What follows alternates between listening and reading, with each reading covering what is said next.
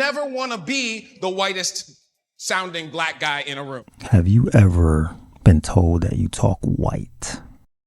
Or maybe you've had to switch up depending on who you was talking to.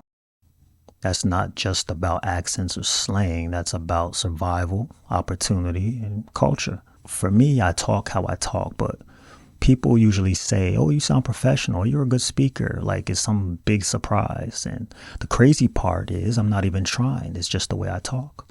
But why is it when we talk the way we naturally do is seen as less than? To understand that, we have to go back. AAE can go by several different names: African American Language, African American Vernacular English, and Black English. Ebonics was coined in 1973 by African American psychologist Robert Williams, but since then, it has been co-opted by white speakers as a derogatory term, and thus is not used by language researchers. Despite the internet's obsession with slang, AAE is a lot more than a collection of colloquialisms. It is a complete and distinct sociolect, a dialect created by social rather than regional boundaries. It is perhaps one of the most culturally impactful varieties of English on earth, but also the most misunderstood. So if the way that you normally talk is proper English, as taught in schools, then hey, more power to you. Speak how you naturally talk. However, if it's not, and you grew up in an area where Ebonics was a thing, then talk how you naturally talk. There is no shame in that. However, you have to be aware of your audience. AAVE, or African American Vernacular English, isn't just bad grammar or slang. It's a language system that comes from a long history of resilience. It started with our ancestors who had a mix of African languages with English, and they needed to do that just to survive and communicate. But over time, it became something more, our way of storytelling, our way of keeping our culture alive. Think about it. Phrases like, I've been told, or I be working, ain't mistakes. They follow real linguistic rules, just different than what's taught in schools.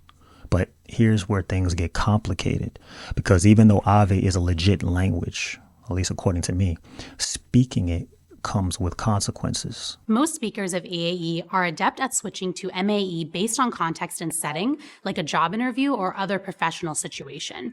You want to make some money here? Use your white voice. My white voice. Hey, Mr. Kramer, this is Langston from Regal View. But this skill is not without its struggles.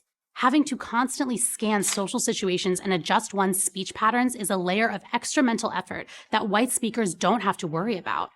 And speakers of AAE may face blowback from their own communities when code switching, being accused of trying to sound white. So most black folks know about code switching, even if they don't call it that.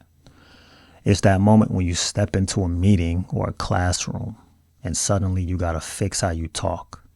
You got to make sure your words don't sound too black.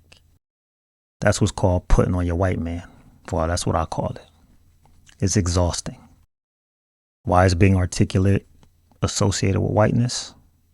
But the real issue, it ain't just about sounding right. It's about access, jobs, education, respect.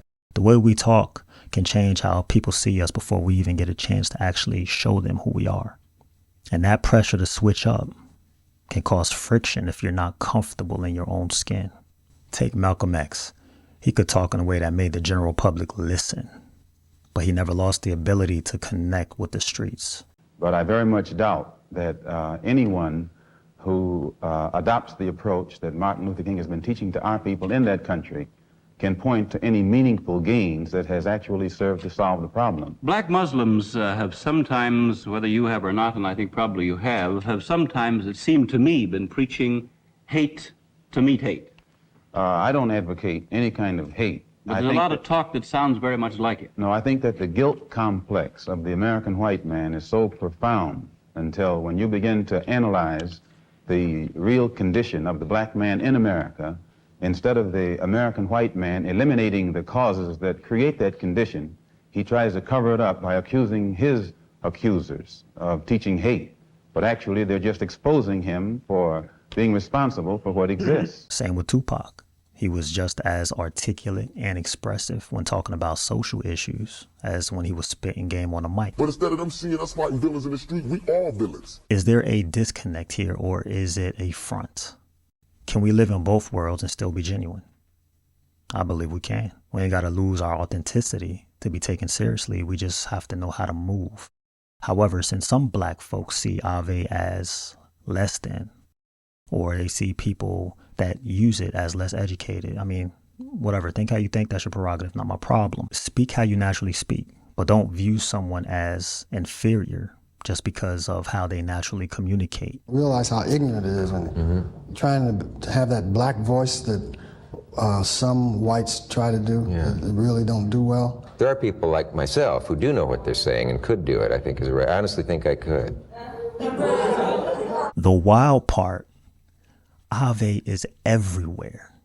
Social media, music, even how brands market their products. Folks who used to look down on the way we talk are now making money off it. But the difference is when they use it, it's cool, but when we use it, we ghetto. I keep my Tech 9 on my waist cause I'm a gangster. So the question is, how do we take ownership of our language while still navigating a world that punishes us for using it? That's where we got to find the balance. At what point do we stop proving ourselves and just exist as we are? How long do we have to shapeshift before our natural voice is enough?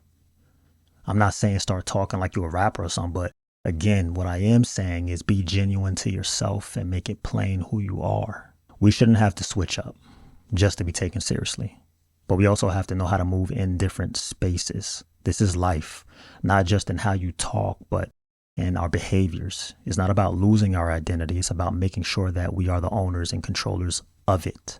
There's a lot of history behind AAVE that I'd like to discuss, but I won't because this video will go on way too long. I would like to touch on how those Europeans came to America and how the enslaved peoples of the time kind of took after how these white Southerners spoke.